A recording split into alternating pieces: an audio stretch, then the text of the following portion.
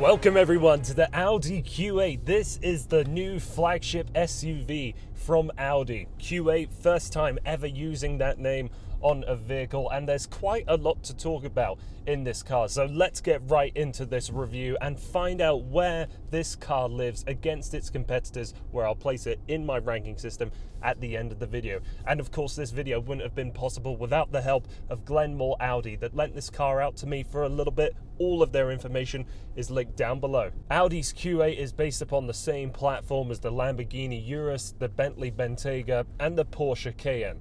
All of those cars are the flagships of their brands as well, and for this one, it does things slightly differently to the Porsche and the Bentley. This is styled as a four-door coupe in the same way that the Urus is, with the frameless door, the hatchback design, and the sloping roofline. But thankfully, it isn't like the coupe SUVs that we see from BMW and Mercedes with their X6 and GLE, for example. I'm hardly an admirer of those cars. The sloping roofline is far too pronounced, and to me, there is no benefit to it. But Audi has done something a little bit differently by still calling this a coupe, but having that roofline extended far enough over the rear passenger's head that you aren't going to have the same sort of headroom issues like you would do in an X6 or GLE. Overall, I really like the looks of the Q8. It has the latest design language. That split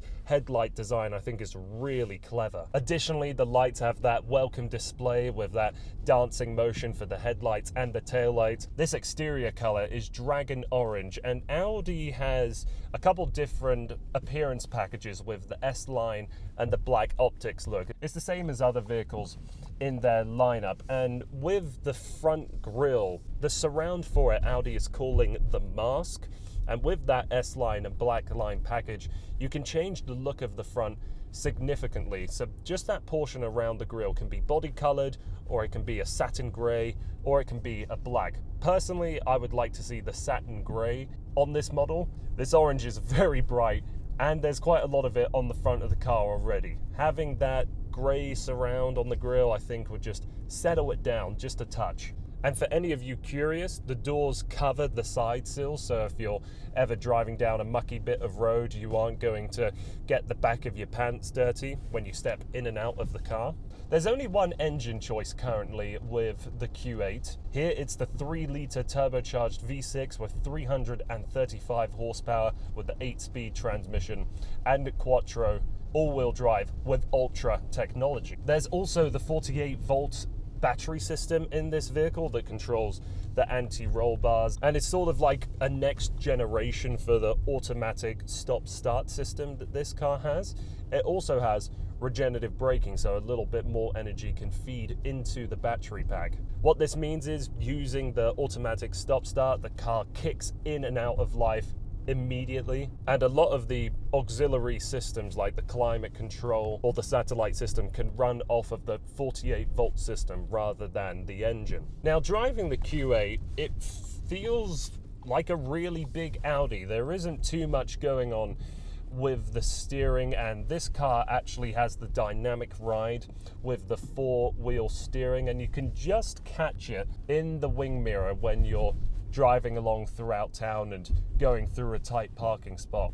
And the dynamic ride will alter the different drive modes between your off-road and comfort and auto and dynamic. It feels collected and relaxed, but it doesn't have a total separation from the road like something like an A8 would. But the most notable thing about this Q8 is that it doesn't feel particularly fast. This V6 I've tested out in the Audi A6, and I thought it was brilliant in that vehicle. Now here in this car, we're dealing with a lot more weight. I'm just going to put the numbers up on the screen here so you can see the curb weight of what both of those vehicles are. But it feels like a much slower car than I think it should be. I'm sure Audi's working on an SQ8 that might have a larger engine, but for a Q8 being the new flagship, I feel like it should have a bit more gravitas to it. It should have a little more punch to it.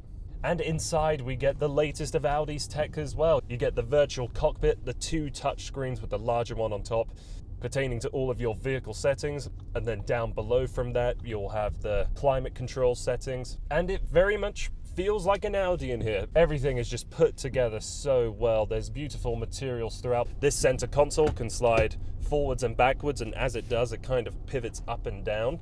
Clever little feature there. Seats are excellent. View out is okay. When it comes to the rear haunch, of course, that is supporting the liftback design. So it isn't going to have the same sight lines as a regularly designed mid-size SUV. Heads-up display is gorgeous and bright, and with the virtual cockpit, you have the Google Maps integration. That's another thing that I love showing off to people. Another excellent detail with this car is the 360-degree camera system. You can select different angles, zoom in and out. But you also have the augmented reality view as well, where you can move around the car. My only wish is the exterior color could carry over into the software. I'm sure that's a small fix and it's something they could do, but they've abstained from doing it for quite a while. The Q8 has two trims in Canada, the Progressive and the Technic. I'm in the Technic model with a few other choice upgrades, but some of the things you'll get in the standard Progressive include the 20-inch wheels, the 360-degree cameras, the heated and ventilated front seats, the stop-start system with the 48-volt battery system, the virtual cockpit again, the panoramic sunroof, the full-zone climate control, and the heated steering wheel. Having this frameless window design, you'd think there would be perhaps a little more noise on the highway, but these windows are actually double glazed, adding another layer of refinement. That dual pane glass, if you want it, you have to go up to the Technic, but it covers all four windows. But this Technic will have the larger 21-inch wheels, the upgraded matrix LED lights, the leather dashboard, and the automatic rear sunshades. So some of the problems I have with the Q8 are just weird little detail things spread throughout the car. So I really don't like the rear sunshade application. I've been in quite a few premium luxury cars where you might have a little button that folds up from the base of the glass and covers it. With this one, it's a manual release. Why is it manual? It's totally out of the way for anybody to access from the rear passenger seats, and it just doesn't really make a lot of sense to me. So that's a little bit of a weird detail. The bottom of the door cards, they're hard, and for a flagship, I would actually kind of think they'd be a soft padded like the rest of the door. It has the same piano black face and surrounds that you'll find in the new A8, for example. I don't have a problem with the way that it looks, but I would prefer if this fine ash wood that's on the door cards and underneath that black element could become that black element. The touchscreens as standard have haptic feedback, so you have to press into the screen to activate something and you'll get a little vibration when the system recognizes that movement. I love how there's sort of halfway animations when you're on this top screen here. You can sort of rest your finger on whatever this tab is and then click into it further to select it. When you go into Apple CarPlay, that haptic feedback system disappears and you tap on everything, selecting through music or messages the same way that you do on an iPhone. There's a couple neat tricks here with the climate control system where sliding up and down to the side will be a fast select of a temperature control or fan speed. You can pinch together to sync the two systems. With this entertainment system, there is undoubtedly a bit of a learning curve you have to undertake to use this system, but all of the basic controls are usually right in front of you on this larger screen and they don't disappear and get lost on you. If you don't like that haptic feedback, you can go into the system settings and change that around to have a normal tap to touch like what you would on your phone. If you want to see a more in-depth look of this system, I have done an extended video with the A6 when I had that a couple months ago, so please check out that video to see all of the other neat tricks that you can play around with the climate control, the navigation system, and some of the other smaller settings. For rear seat comfort, it is extraordinary how much space is in the Q8. There's a bit of a drivetrain hump, so you probably won't fit 3 people abreast, but those 3 seats fold down individually, so the one in the middle can become your ski access. But if you're 6'4" like me, you're going to have plenty of headroom. This is another benefit of Audi's coupe-like design. Lifting up that hatchback, you have more than enough space in the trunk. You can't hide away the security cover though. The spare tyre is taking up that space underneath the false floor. So overall, the Audi is incredibly luxurious, has all the tech, it has everything that an Audi should.